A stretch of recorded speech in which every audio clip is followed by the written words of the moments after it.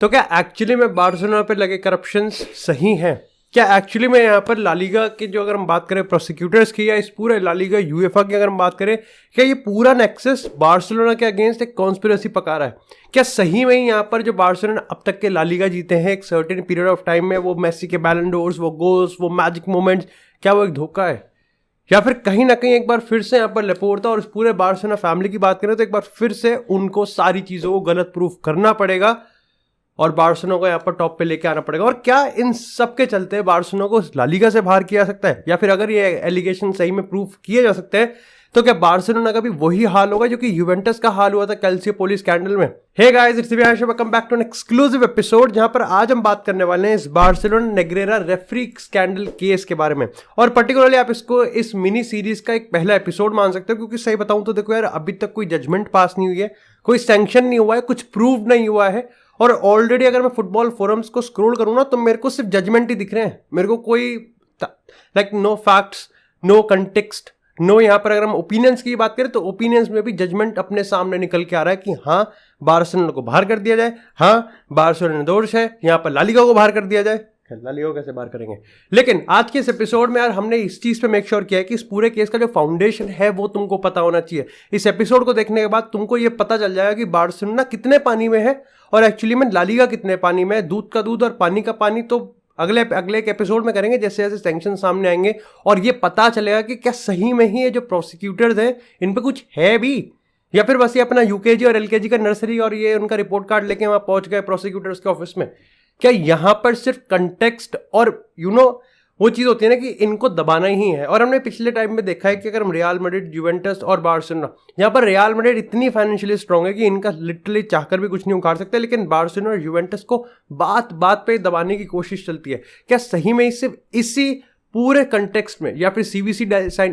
Deal sign करवाने के चक्कर में पूरा का पूरा केस बनाया जा रहा है? अब इस केस में आगे जाने से पहले ना हमको इस पूरे स्टोरी के कैरेक्टर्स पर नजर डालनी पड़ेगी। अब देखो, बार्सिलोना की साइड की बात करें तो यहाँ पर 3 लोग हैं, यानी कि 3 प्रेसिडेंट है। अगर लेपोर्ता की बात करें, यहाँ पर सैंड्रो रोसेल की बात करें और यहाँ पर जोसे बार्टोमो की बात करें। लेपोर्ता के यहाँ पर सिर्फ एक रेन यानी कि 2003 से 2009 तक का, बार्टोमो का यहाँ पर 2010 से 2014 तक का और 2014 से 2020 तक का, और सैंड्रो रोसेल का यहाँ पर 2010 से 2014 तक का। अब देखो, तुमको मैं बताऊं, कुछ पेमेंट्स तो यहाँ पर एलिजिटली बताई गई हैं कि यहाँ पर लेपोर्ता के पहले रेन के अंडर भी हुई है, लेकिन इस पूरे इन्वेस्टिगेशन में सिर्फ 2 प्रेसिडेंट पे खास नजर है और वो है यहाँ पर रोसेल और बार्टोमो। और पर्टिकुलरली बार्टोमो का एरा ऐसा था जहां पर सबसे ज्यादा करप्शन के चार्जेस यहां पर लग रहे हैं, बट ऑफ कोर्स इनको सबको डिफेंड किसको करना पड़ रहा है?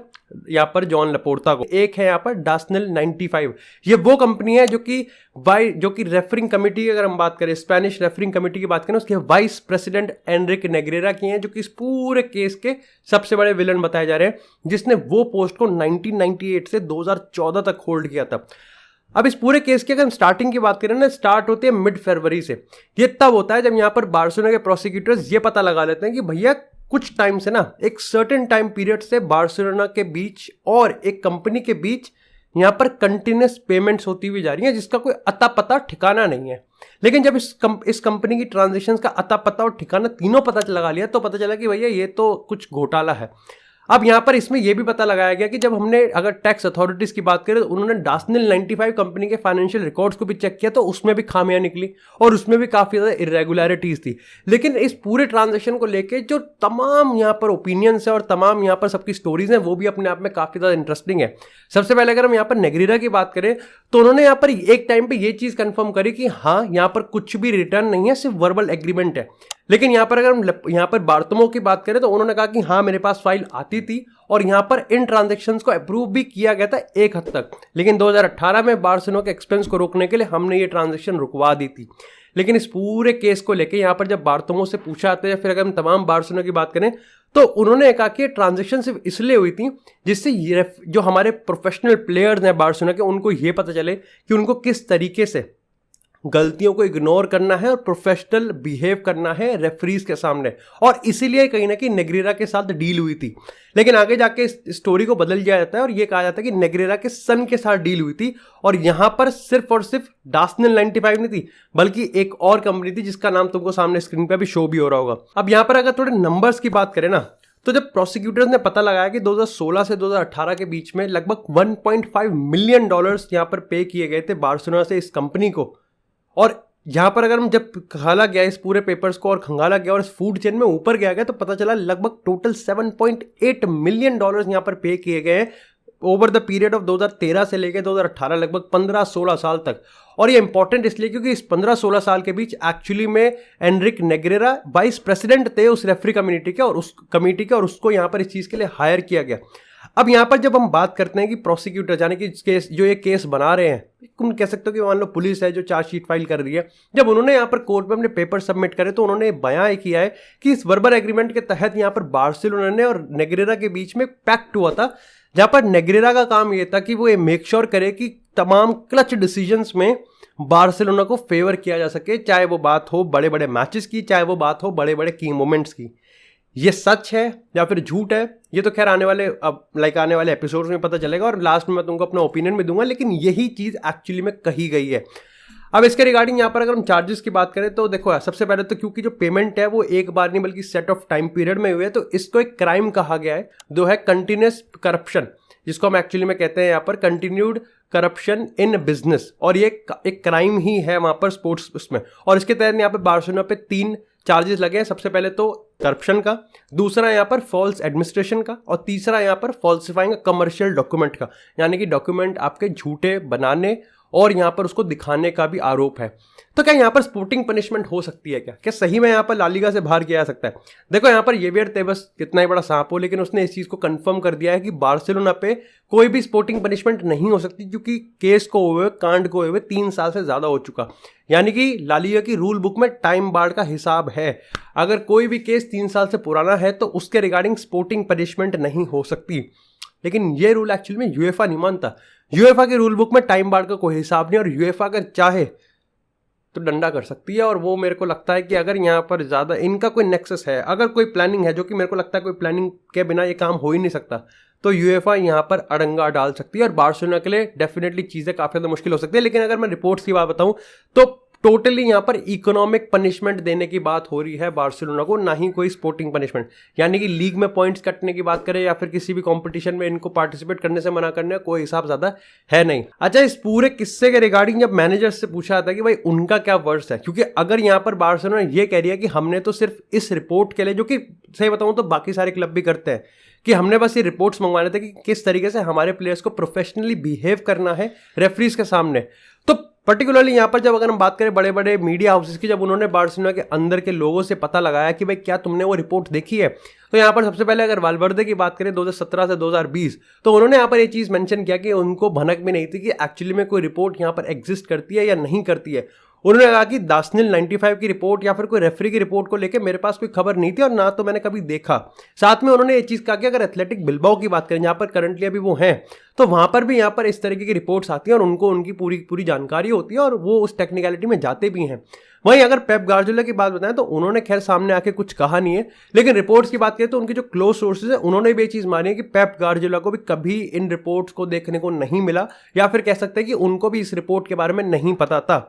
अब ऑफकोर्स एनोनिमस है, जो कि 2008 से 2012 तक यहाँ पर बार्सिलोना के कोच बने हुए थे पेप गार्डियोला। अच्छा, इन सब के बीच में जो नेग्रेरा का भी स्टेटमेंट आता है वो भी काफ़ी इंटरेस्टिंग है, और कुछ रिपोर्ट्स के हिसाब से तो भाई ने नेक्स्ट लेवल आग लगा रखी थी बार्सिलोना के कैंप में। देखो, सबसे पहले तो यहाँ पर ये कंफर्म किया जाता है कि जब उन्होंने ये चीज़ कहा था, जैसे बार्सिलोना ने कहा कि हमने नेग्रेरा को पे किया जिससे हमारे प्लेयर्स को ये सिखाया जा सके कि प्रोफेशनली कैसे बिहेव करना है, वहीं नेग्रेरा ने एक बार भी ये कह दिया था कि बार्सिलोना ने उनको पैसे इसलिए पे किए जिससे वो ये मेक श्योर कर सके कि बार्सिलोना के अगेंस्ट डिसीजन नहीं आना चाहिए। मतलब बार्सिलोना के अगेंस्ट जो केस है, जो गेम है, वो न्यूट्रल होना चाहिए,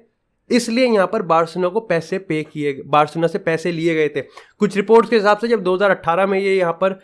रिटायर हो गए थे तो बार्सिलोना ने यहाँ पर इनको ये कॉन्ट्रैक्ट देना भी कट कर दिया था। लेकिन यहाँ पर उस टाइम पे इस चीज़ से गुस्सा होकर यहाँ पर रेफरी ने यहाँ पर ये कहा था कि मैं पब्लिक हो जाऊंगा, इस डॉक्यूमेंट को लीक कर दूंगा, तो आपको मेरे को पे करना पड़ेगा। कुछ रिपोर्ट्स के हिसाब से 2020 में रेफरी नेग्रेरा ने यह भी कंफर्म किया था कि वो बार्सिलोना को उन्होंने लिखा था कि भाई मैं तुमको VAR में मदद भी कर सकता हूँ, लेकिन तब तक आप कह सकते हो कि एडमिनिस्ट्रेशन में चेंज आ गया था और वो इस चीज़ में इंटरेस्टेड नहीं थे। इसी के साथ यहाँ पर इंटरेस्टिंग चीज़ ये भी है कि देखो, ऐसा नहीं है कि रेफरी और क्लब्स के बीच में कभी साथ में लिंक नहीं बने। अगर मैं बात करूँ कार्लोस मेगिया दाविला, ये वो रेफरी हैं जो कि 2009 में रिटायर हो गए थे और उसके बाद से लेजिटिमेटली रियल मैड्रिड के साथ काम कर रहे हैं यही इस तरीके की रिपोर्ट्स को देने में। इसके साथ अगर हम बात करें मैनुअल गोंजालेस की, जो कि यहाँ पर अब गेटाफे फर्स्ट टीम के साथ काम कर रहे हैं और वो भी रिटायर्ड हो गए थे, लेकिन इस पूरे सामने जब तथ्य लाया जाता है तो वो ये होता है कि एनरिक नेग्रेरा एक ऐसे प्लेयर थे जो कि अपनी पावर में बैठे बैठे एक क्लब के साथ काम कर रहे थे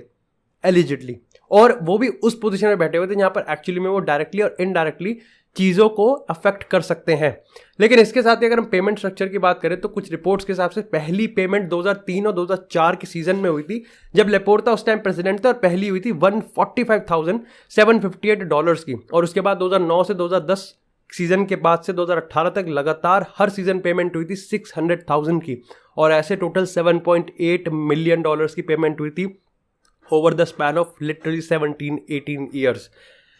लेकिन ये तो था केस, ये तो थे सारे एलिगेशन, ये तो थे सारी की सारी स्टोरी, लेकिन इस पूरे केस के रिगार्डिंग यहाँ पर बार्सिलोना का क्या रिस्पॉन्स है। अब देखो यहाँ पर लेपोर्ता पहले तो शांत थे, लेपोर्ता मतलब बार्सिलोना पहले तो शांत थी, लेकिन अब वो एग्रेसिव जा रहे हैं। अब वो ये कह रहे हैं कि ये जो सारा का सारा केस है वो तेबस बना रहा है, या फिर हम यूएफा की बात करते हैं, और वो भी इसलिए क्योंकि बार्सिलोना सीवीसी डील साइन नहीं कर रही। अब बार्सिलोना और रियल मैड्रिड ये राम और लक्ष्मण की जोड़ी थी, ये करण अर्जुन की जोड़ी थी जिसको अब तोड़ा जा रहा है, और पर्टिकुलरली इनमें भी खूट पैदा हो चुकी है। ऐसे में वो ये भी कहते हैं कि यूरोपियन सुपर लीग की भी हम यहाँ पर फाउंडर क्लब्स हैं, तो हमारे पास और प्रेशर बनाया जा रहा है। लेकिन लेपोर्ता ने इस चीज़ को इंश्योर किया कि हम लीगली यहाँ पर लेजिटिमेटली यहाँ पर विक्टोरियस होकर निकलेंगे, और ये कुछ भी प्रूफ नहीं कर पाएंगे, जो कि अभी तक लग भी रहा है। यहीं पर ही अगर हम बात करें अगर कुछ रिपोर्ट्स की, तो वे मानते हैं, जैसे मार्सा की बात करें कि प्रोसिक्यूटर पहुंच तो गए हैं वहां पर, लेकिन इनके पास कोई पेपर नहीं है। ऐसे में जब इनके पास कोई पेपर नहीं है तो इनका केस स्टैंड भी नहीं करेगा। आप कितनी वहां पे बकलोली करते रहो, वहां कितने ही संता बनता के जोक सुनाते रहो, लेकिन अगर आपके पास कोई चीज़ प्रूव करने के रिटर्न पेपर्स नहीं है तो आप उसको यहाँ पर प्रूफ नहीं कर पाओगे, और शायद से कभी ये केस इतना आगे ही ना बढ़े, और इस केस को पहले यहाँ पर MS धोनी की तरह छक्का मार के निपटा दिया गया। इसी के साथ यहाँ पर अगर हम थोड़े से कम्युनिटी फोरम्स की बात करें जो कि इंटरेस्टिंग है, और मैं पर्टिकुलरली इस चीज़ को यहाँ पर मेंशन इसलिए भी करना है तो because you need to know कि दोनों फैन बेसिस मतलब क्या सोचते हैं। अब देखो अगर मैं यहाँ पर एंटी बार्सा की बात करूँ तो एंटी बार्सा में वो कहते हैं कि देखो एक टाइम ऐसा था 2017-18 के सीजन 16-17-18 के सीजन की बात थी कि भैया बार्सिलोना के अगेंस्ट 48 लालिगा गेम्स में कभी पेनल्टी नहीं दी गई थी। वहीं अगर एक सीजन ऐसा भी था जहां पर 38 गेम में उनको 19 पेनल्टी दी गई थी, यहाँ पर हर दूसरे सीजन उनको पेनल्टीज दी गई थी। तो वो ये मेक श्योर कर रहे थे कि हाँ भाई देखो रेफरी के साथ इन्होंने धोखा तो किया है। लेकिन अगर प्रो बार्सिलोना की बात करें तो ऐसा बताया जाता है कि यहाँ पर 2016-17 के सीजन में बार्सिलोना को 11 पॉइंट से हटा दिया गया था। रेफरी की मिस्टेक की वजह से बार्सिलोना 11 पॉइंट्स का यहाँ पर घाटा हुआ था, जिसके चलते रियल मैड्रिड इवेंचुअली वो लालिगा टाइटल ले गई थी सिर्फ 3 पॉइंट्स की वजह से। और खैर ये तो मैं बहुत ही रीसेंट सी बायस है कि अगर हम कल के मैच की बात करें एथलेटिको बिल्बाओ की, जहाँ पर जो गोल लिटरली देना चाहिए था वो दिया नहीं, और बिल्बाओ को जो गोल नहीं देना चाहिए था वो दे दिया, और ये भी सब गलती के रेफरी की वजह से हो रही है। But again it's a very recency bias. इसी यहाँ पर काफ़ी लोग इस चीज़ का आर्ग्यूमेंट भी देते हैं कि भैया अगर ऐसा है तो लालिगा में रियल मैड्रिड इतना डोमिनेंट कैसे हो सकती है। बट ठीक है, 8-9 लालिगा टाइटल्स तो वो भी जीते हैं, और हमने तमाम ऐसी चीज़ देखी कि रेफरी के डिसीजन रियल मैड्रिड के फेवर में भी गए हैं। तो क्या कह सकते हैं कि रियल मैड्रिड ने भी रेफरी को ब्राइब किया था? वो कहते हैं कि यहाँ पर अगर हम रेफरी के डिसीजंस की बात करें तो बहुत ही ज़्यादा अनऑर्थोडॉक्स हैं, बहुत ही ज़्यादा एसिमेट्रिक हैं। आप कह नहीं सकते कि उन्होंने रेफरी बार्सिलोना को फेवर किया, बल्कि अल्टीमेटली अगर आप ओवरऑल देखोगे तो बार्सिलोना के हमेशा एंटी ही गए थे। तो अगर आप इस पूरे कंटेक्स्ट को जानोगे ना तो बहुत सारे ओपिनियंस हैं, लेकिन ओपिनियंस के साथ जजमेंट है, और अल्टीमेटली आपको खैर वही पता लगेगा कि अभी तक कुछ ना प्रूव हुआ है, ना कुछ दिखाया गया है, और ना ही हमको पता है कि यहाँ पर कौन कितना सच है, क्योंकि रिटन डॉक्यूमेंट सबसे ज़्यादा इंपॉर्टेंट है। आई होप आपको यहाँ पर इस पूरी स्टोरी के रिगार्डिंग सारी डिटेल्स, सारे एलिगेशन और सारी जो वाइब है वो पता लग गई हो। Thank you so much guys for watching this episode. I hope आपको एपिसोड पसंद आया। वो एपिसोड पसंद आया तो एपिसोड को लाइक करें, चैनल को सब्सक्राइब करें। आपको इसी तरह फुटबॉल से एक्सक्लूसिव कंटेंट चैनल पर मिलता रहेगा। तब तक के लिए stay tuned, stay safe, and I will see you in the next episode.